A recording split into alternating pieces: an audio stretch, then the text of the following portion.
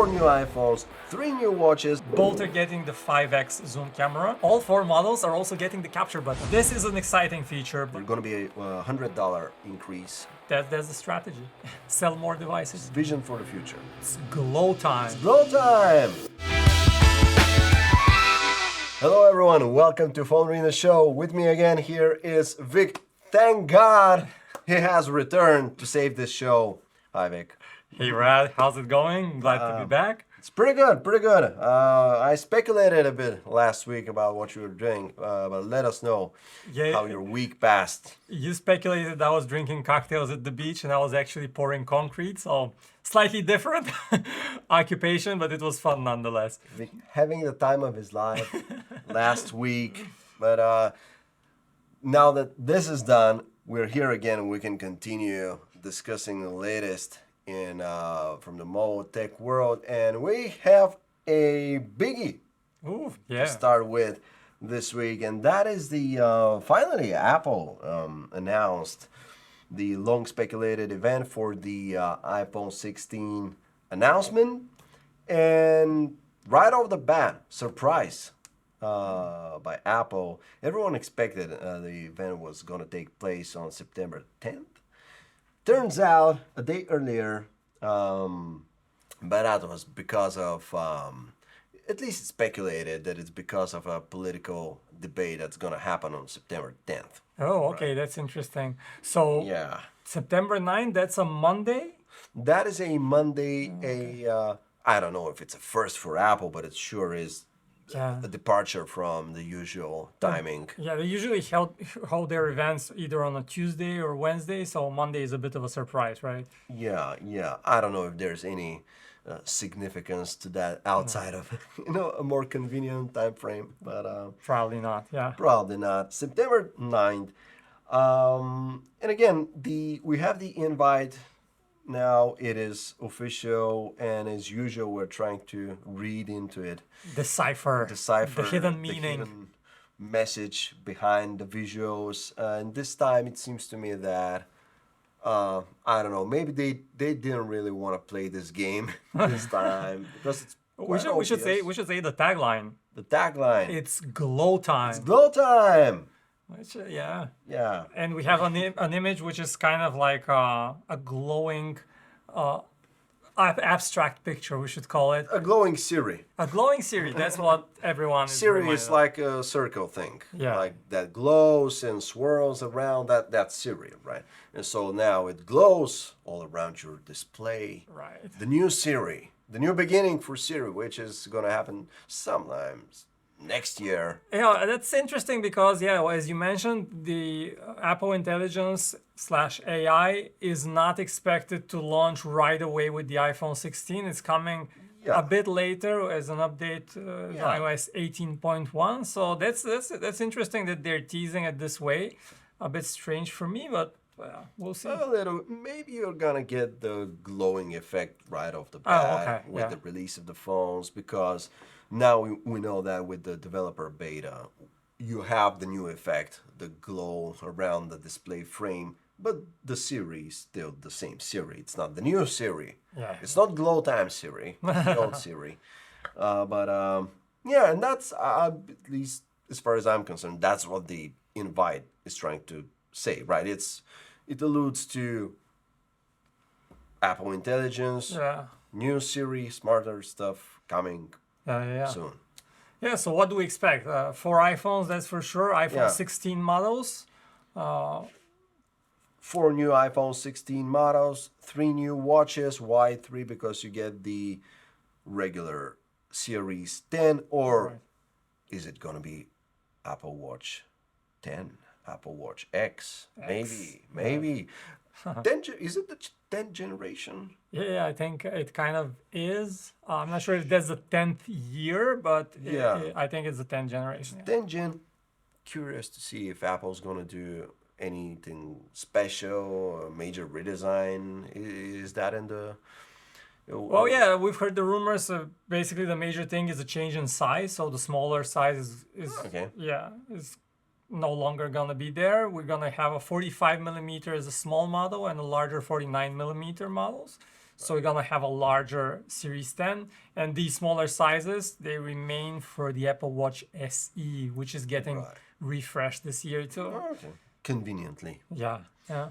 All right. So no circle watch face, no round watch face, no squircle and circle inside it. No, none of that action. Yeah, unfortunately for no round Apple Watch, and that squircle thing that Samsung kind of did with the Galaxy Watch Ultra, Apple is keeping things traditional. So Okay, because the iPhone 10 was a big deal. it was, It yeah. was like smartphone relaunched, Yeah, something like that. definitely, yeah. It was like the vision for the future. Yeah, I'm not sure that's happening with the Apple Watch. Probably some updates are probably coming, but not as big. Yeah, it's already quite bezel-less. Yeah. Yeah. And so that's the Apple Watch Series 10. Hopefully something, something special out of back with the Apple Watch 10 or whatever X. And then we got the Ultra 3. What's expected about the Ultra 3? Well, Is it just the new chipset? New chipset and pretty much nothing else. Like All right. at least the Exciting rumors. stuff. So Exciting. we're open to Apple surprising us. We're gonna see if there's gonna be a surprise. But yeah, the Apple innovation in Apple in watches in general, smartwatches in general is A blue slower. watch band probably is going to be the... New colors to the colors. yeah. And then you mentioned it, the Apple Watch SE, a new version. The last time we got the Watch SE was 2 years ago. Yeah, that's right. Yeah. Okay, so they're not on a super regular cadence. So this year is gonna be a Watch SE year, and you say what? That it's gonna come in the previous sizes. Previous sizes, so we got a 41 millimeter, 45 millimeter size probably. And the big new feature here is the rumor for a switch to a plastic body, which will be the first for That's an gonna be Apple Watch. interesting. It's gonna be interesting. It's gonna be a downgrade, I think, Oh, definitely for sure, because plastic scratches so easily. So I imagine the watch would get scratched very easily. But it's probably gonna weigh a bit less, so that's on the positive side. Yeah. And the big thing is it's gonna cost less. And I Oh. think, so the starting price for currently is $250, and it's going down to $200 according to rumors. That's good. So $50 price cut, which is a pretty good price cut, and I think this will be particularly helpful. I think Apple is thinking here, how can we have this Apple Watch on more wrists, and specifically, kids. Kids, the parents need to be able to locate their kids, to be in touch with them. So an Apple Watch makes the perfect sense there. So it needs to be cheap. Plastic Apple Watch for kids makes sense. It doesn't need to be premium. Yep. So yeah, all the stars align for plastic. For plastic Apple Watch. SE. Interesting stuff. Aside from that, what a new chipset for sure. New chipset, yeah, hopefully. And I don't think that there will be many other new features for the SE model. I don't think we're getting the always-on display, which is the big differentiator right now. And probably the Apple Watch SE will also have slower charging. So that's another downgrade, we should call it. And why do you think they're doing this with the plastic body and the cheaper price? Which is an interesting, that's in Apple universe, to lower the price, that is a major strategic shift Yeah. for that product. They're like switching the whole market for this product. And so is that an answer to something?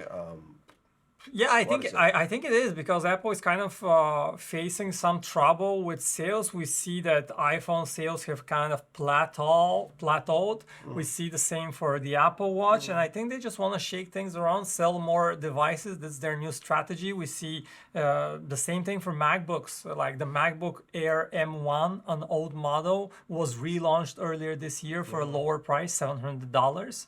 And $700 for a MacBook Air, again, a lower price. It's not something that Apple typically does, but this year they do it, and I think they're gonna do the same thing with the Apple Watch. Just get it in more hands, on more wrists. That's the strategy. Sell more devices. Sell more devices. I like that strategy. All right, so these are the watches, and then finally we got the AirPods. What is it? One new model of AirPods. Well, I think it's I don't know how they're gonna call there's gonna be two models, but Okay.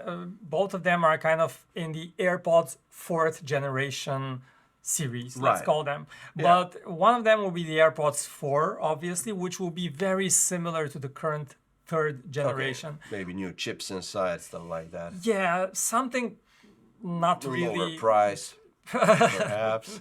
Let's see about that. Let's not rush about that.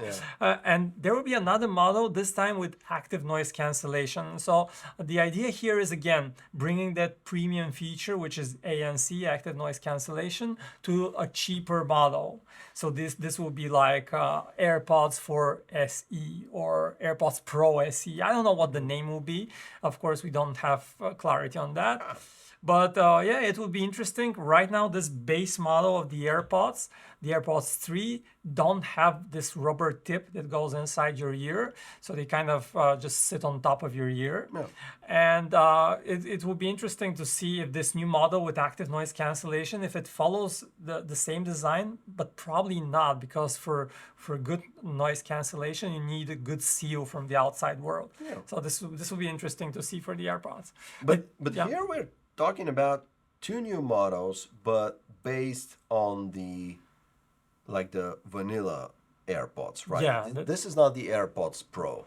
No, we're talking about cheaper models, yeah. The cheaper model, which used to be so far, we had AirPods 3 Yeah, and the AirPods Pro 2. Was that the current model? I think so, yeah. I think it was the 2. Okay, and the major differentiator here was active noise cancellation, I believe.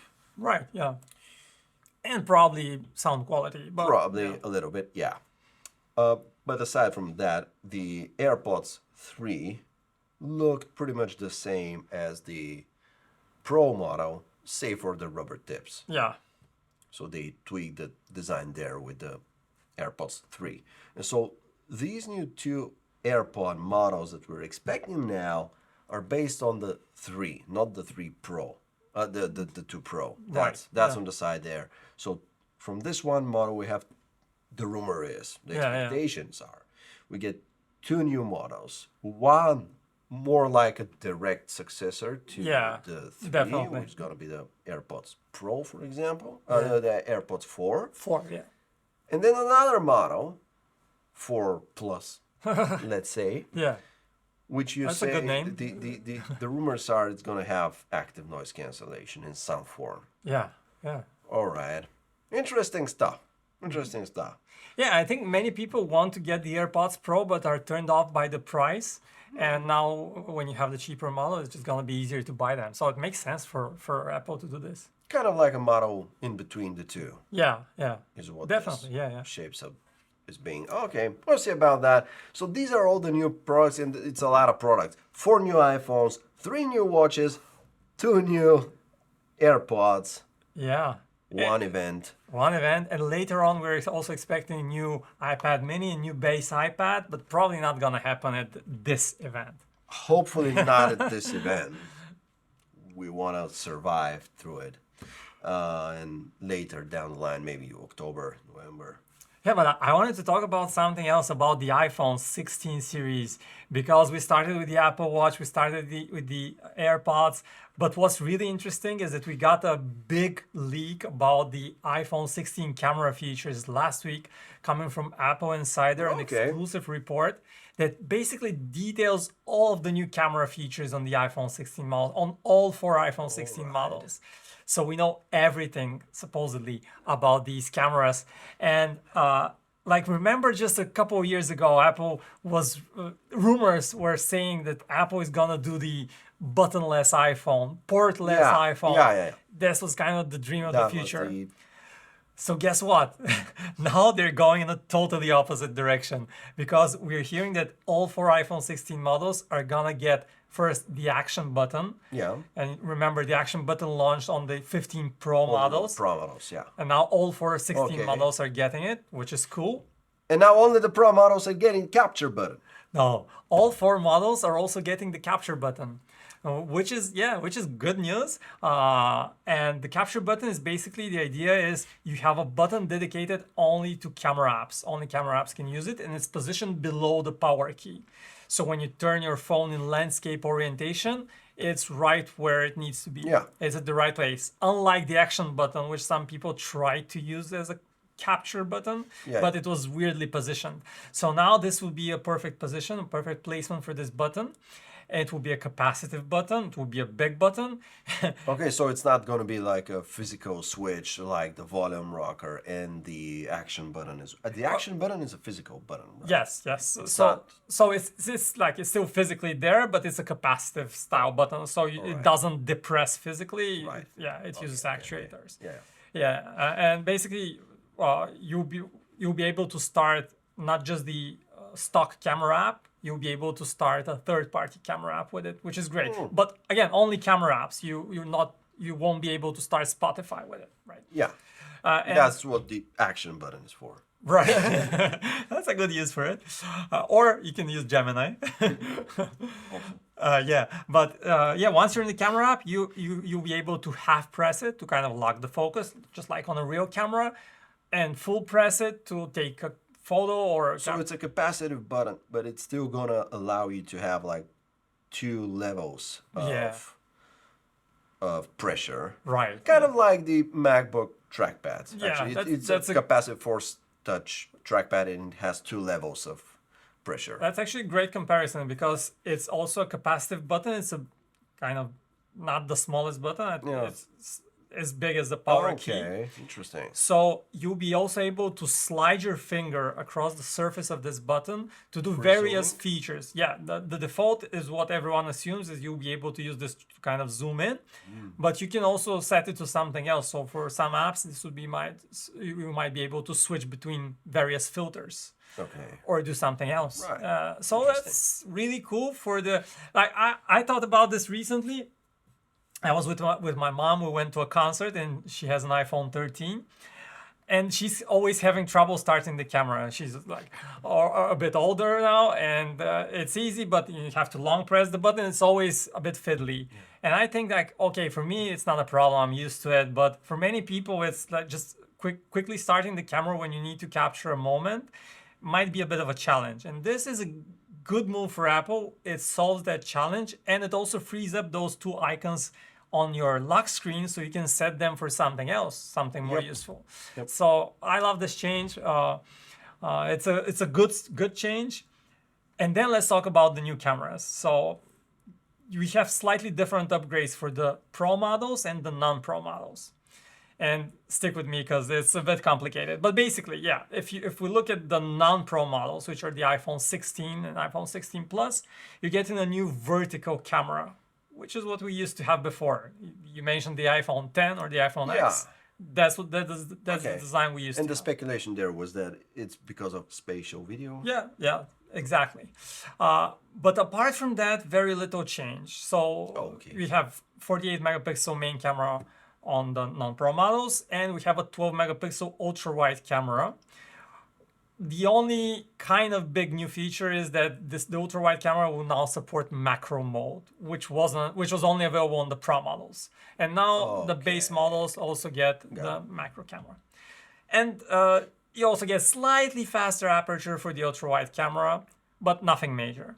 So basically, that's everything new in the non-Pro models. The capture button and this. But the bigger news, of course, come to the Pro models. That's how Apple wants you to upgrade. Let's go. Spend more money. Yeah. And of course, you probably know you have 16 Pro and 16 Pro Max models. Both are getting the 5x zoom camera from last year, which is great if you want to film your kid at a concert, film something far away. It's good to have this camera. But then the big upgrade is the ultra-wide camera. So for years, we've had this 12 megapixel ultra-wide camera on iPhones, which has been okay, but the level of detail has not been great, especially compared to the main camera. And now you're getting 48 megapixels, so supposedly you'll be able to capture 24 or 48 megapixel images with more detail. And you also have pixel binning, which gives you much better low light quality. So this is an exciting feature, but the one that I'm personally most excited about is something that I've written articles maybe 3 or 4 years ago begging Apple to do this, and they finally listened. They finally listened, yeah. Turns out somebody reads these articles, and that's his name is Rick Ben Reed. I'm not sure about that, but yeah. I'm sure about it. So anyway, we have good quality slow motion. This is so important. Like you're getting right now. Was it bad so far?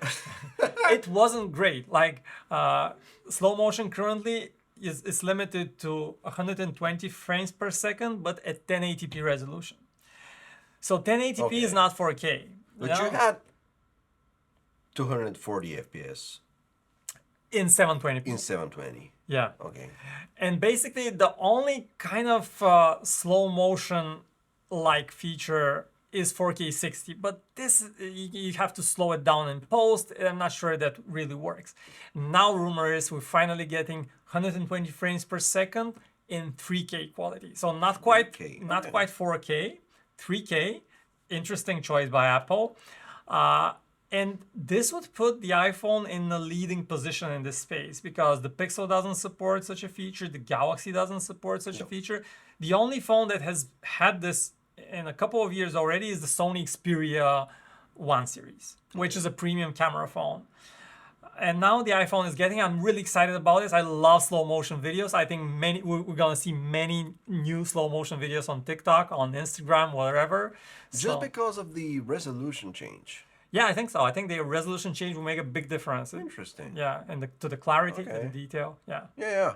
It's gonna be interesting to see that. And on the ultra wide camera, I think that's actually I'm not a biggest fan, although I'm using the ultra wide whenever I need to as a functional tool. Right. But yeah, it was like the worst looking camera ever is always the ultra wide camera on any phone almost. Like the sensors there are always like the smallest they're using them, and so that's probably going to be a very, very pronounced improvement in the image quality that you're going to get. Yeah, that's going to be like, I think these are going to be the two big upgrades, the ultra wide and the slow mo. And if it just in terms of hardware, ultra wide camera, yeah. Got it. And then for the main cameras of the Pro models, are there any changes expected there? Only software if there is going to be anything. Otherwise, the hardware is expected to remain the same. Okay, so we know that the event is happening on September 9th. And that means, from previous experience, we know that all of these products probably going to go out on pre-order at the same time on September 12th or 13th, and then hit the shelves on the next Friday, which is going to be September 12th? 20th. 20th. Yeah. Yeah, that's pretty much the plan. In terms of prices, though, I think it's expected that both Pro models are gonna go a bit more expensive. We're gonna see about that. There's conflict in rumors. We'll see. Yeah, we hope that the good rumors win and the bad rumors die. But the bad rumors, at least for now, speculate that there's going to be a $100 increase for both the Pro and the 16 Pro Max, whereas the vanilla versions are going to stay the same at $800 and $900. So we'll see what happens. Stay tuned to PhoneArena.com for all the coverage. Which is going to be a lot, by the way. Record-breaking coverage. We're doing a lot of work on the originals, guys. Pretty much almost every single day from now until the launch date and the end of September. We're going to have a lot of original, a lot of super in-depth coverage also. So, yeah, be sure to stick with PhoneArena for that. And with that, we can shift gears and go into Google territory, the enemy territory of Google, and talk about something which you're both excited and what is it? Concerned? Are you concerned? Yeah, concerned is the right word. No, yeah. Gemini, the evil AI overlords from Google are stepping in with a bunch of great features which we don't know how to feel about. And the first one is Pixel Reimagine. Yeah, that's right. So we got the Pixel 9, Pixel 9 Pro XL. We don't have them on the table right now because we're doing lots and lots of in-depth testing. And right as we speak, some tests are going on. So again, stay tuned to PhoneArena.com. You'll find in-depth battery tests, camera testing, lots of good stuff.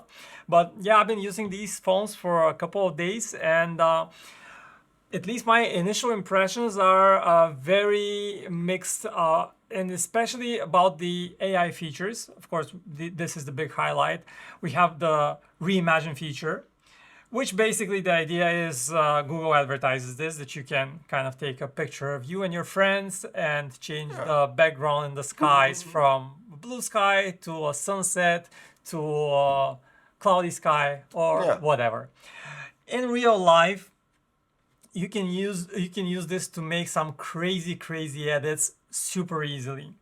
For example, one selfie I took, I just selected a blank space in the background and typed add a rocket, and a perfectly realistic rocket launches out of the background. Now I decided to see if my friends. We can show that, by the way. Right? Yeah, we can. You can see that probably on your screen. You see the original and then the edited picture. Just literally a second. It's all it took. And I sent this picture to some of my friends who were not suspecting I'm testing a super advanced artificial intelligence phone, and they were like, "Oh, what is this?" They were sold on Where the are picture. you? Where are you? What's happening? So these pictures are super convincing.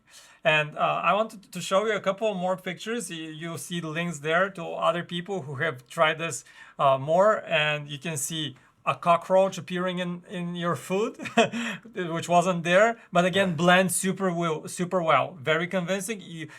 You wouldn't know that it's a fake AI generated it's really cockroach. good. It makes it realistic. And the guys at The Verge have great coverage about this topic. They're also quite concerned about this. They're usually concerned a lot about a lot of things. Right, but yeah, this one is I share fully the concerns. Some people say that it's just the same as Photoshop, but it really isn't. Because Photoshop, What makes it different though? Is it because how easy it is? Yeah, because you can do all of that stuff with Photoshop. That's true. That is true. That is Just true. with the skill. Yeah, and the problem is that 90% of people, if not more, don't have that skill. They don't have the Photoshop software. You need to use it on your computer. You cannot do it on your phone. You have to go through some hoops. And with the Pixel, it's just super easy. It's super easy for everyone to create fake images. Very convincing ones. Like another one I saw is a girl sitting on a couch and looking at the emptiness, or the couch I should say, and the AI generated image adds a puppy right next to her, blends it super realistically with the light. So in one way, I'm super impressed by how well this feature works. It is able to blend with the light to do very complex edits. And but I'm also concerned and a little bit scared. But yeah, you can see some examples. You can see a street, and on the streets somebody added a tank, and again it looks super realistic. So fake images like this, you start questioning the very essence of photorealism. What is a realistic photo? Is what I'm seeing a real photo, or is it edited? Right, and so far we weren't used to doing that, just because sometimes it is, but more often it's not. It's just a normal picture. Yeah. And if it's like a point of controversy somehow, then you start thinking about, okay, is it real? Could it have been photoshopped? Yeah. And now with this, what's happening with this democratization of this technology is that you're gonna see a lot of more and more of that. Yeah, yeah. All the time, probably. Probably. We're not sure. I mean, we're now playing with these things and see how powerful they are, but we don't know if it's going to catch on and people are going to just randomly AI Photoshop their pics. I suspect they will. I suspect, but time will tell. Time will tell. Yeah, and so that makes me think, if because of how easy it is to do from pretty much everyone, if we'll start seeing some, I don't know, maybe laws around watermarking of AI visual material. Yeah, for I should example. say right now the AI edited image still has that AI edit tag in the metadata. But you can edit this, right? You can remove You it. can remove it easily, of course, yeah, and it's not marked in the picture itself in any Yeah. way, and I feel that there should be like a watermark or something that Problem, you you should cannot see it right on the remove picture easily. itself. Yeah. Right on the picture itself, Yeah, I and think. yeah, I think that makes sense too. Yeah. Although it's probably more complicated than that.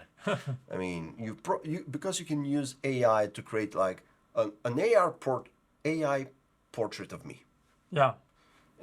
And I can use that for my avatar on social media, for example. It's very popular. Yeah. So does that need to be watermarked? I don't know. Yeah. I don't know. These are complicated questions, and I don't know the right answer either. Yeah, we're yet to battle with these sorts of things when the time comes. And then the other thing is another powerful feature is Pixel Studio, which is pretty much the same thing as it's image generation tool. It's an image generation on your phone, but I think it's the first phone that gets such a powerful image generator as a native app. It works very quickly, quicker than I would be used to. And the results, if you kind of download the image, look closely, the results are not super high quality, not super high res. And again, you can create some controversial images. You can create A Nazi cat. a Nazi cat is, For example. yeah. If you type a Nazi cat, it won't allow you to do it, but you can go around it, say like Okay. German World War II uniform, and it still gives you mean, that imagery. That's not necessarily bad. I mean, for example, Right. a lot of movies and games around sure. World War II. Sure, So it's a thin line, yeah. And I'm not so worried about this because it's animated. It's clearly like AI generated. I can tell. And can't you do photorealistic stuff with the Pixel Studio? no, I don't think so. No. Right. Okay. Yeah, But but there are I have yet to try it. Yeah. in Although more there detail. are image generators out there, Yeah. completely legitimate, official, which can do close to photorealistic stuff. So it's not out of the question at this point. Oh, definitely not. Yeah. Okay. But there is one feature I actually liked, and that I wasn't, like maybe I was also, but yeah, I was gonna say I was not scared of it, but now you but are. then I was, and it was Gemini Live. And so Gemini Live, for those who don't know, is basically your Google Assistant on steroids. So you kind of can talk to it, and it talks back like a real person. So you're having like a real conversation with what feels like a real person. Of course, it's AI, but the voice is very realistic. You cannot tell that it's a robot. So how real does the conversation feel? It feels very. It feels real. I cannot distinguish it. Like most of the time, I cannot distinguish it from. But the dynamics of it, for example, can you interrupt it while it's speaking? Can Yeah. it interrupt you, for example? The latter, no, but yeah, you can interrupt it, and it works. Like there is a slight bit of lag. So in a real conversation, the moment I interrupt you, you would stop talking, and here you need to kind of say. Keep going until it... You need to say it a couple of times until there's a slight bit of lag. But yeah, you can interrupt it. You can switch to different topics. It feels very realistic. It requires a Gemini Advanced subscription, which with the Pixel 9 you get free for 1 year, but otherwise it's $20 a month. And if you watch the Pixel presentation, you would think that this is a Pixel-only feature, or you might get that impression. Yeah. It's not. It's available on pretty much every Android phone. I tried it on the Galaxy S24 Ultra. I tried it on Pixel 7 Pro from 2 years ago, and it works just the same. The voice is the same. The speed is the same. The answers are the same. So Gemini Live, super useful. Gemini now is the default assistant on your Android phone, a big shift. And it gives you very useful recommendations for whatever you ask. It's like just like ChatGPT or Gemini, just with a very realistic human voice. And That is a big shift. That is a big shift. Yep. It was very strange for me the moment I tried it. And we're also gonna have a demo of this again on the website. You're gonna see how exactly you can use it and learn more about it. But definitely, it's worth trying it out. So even if you don't have a free year, you can maybe just sign up for a month and check it out because it's really And impressive. how do you use that? You activate Gemini and then you just tap on the mic icon. Is that it? Yeah, you basically activate Gemini with a long press on the power Yeah. button, and then you see the pop-up, and you have a button next to your speaker, which is like the magic stars button or something like that, and you enter Gemini Live. Really easy. Okay, okay. So, but as far as I know, Gemini Live is a different beast. It's not integrated with your phone Yet. to the same extent yet. Yeah. I mean, you cannot ask it to do stuff with your phone, like set reminder, calendar events, stuff like that. I that think- is right now out of its scope. Yeah, that's right. And Google is in a transition period, clearly, with all of this, because for some of these tasks, you can type them in your Gemini assistant, and it would display a little assistant logo, which kind of tells you that it's using falling back to the old assistant. So for these tasks, but yeah, eventually it will be able to do all of that because this is simple functionality. So yeah. Yeah, and right now it's also worth knowing that it cannot function offline. It's Right. Yeah. always on connected to the internet Yeah. to work. All right, and it also has quite the nice range for personalization. I think you have, what is it, like 10 different voices to choose from? I think it's like 7 or 8 voices. 7 or You 8. have different accents. But those sound very real. I mean, just from the demo of it, it's in different styles, so you can get exactly what you want. yeah. What sounds nicest to you? It's really strange. It's a weird sensation, but it's very convincing that somebody just recorded this voice and it's a real person that you're talking to. Yeah, it's strange. You should try it out. Yep, that's all great. So I believe that this is it for today. All right. Right? Yeah, the new iPhone's coming real soon, September 9th. The invite is official. And Google, man, with a bunch of powerful AI features, we'll see Apple's answer. I mean, we already know it. It's Apple Intelligence, but we're not convinced yet. No, definitely not.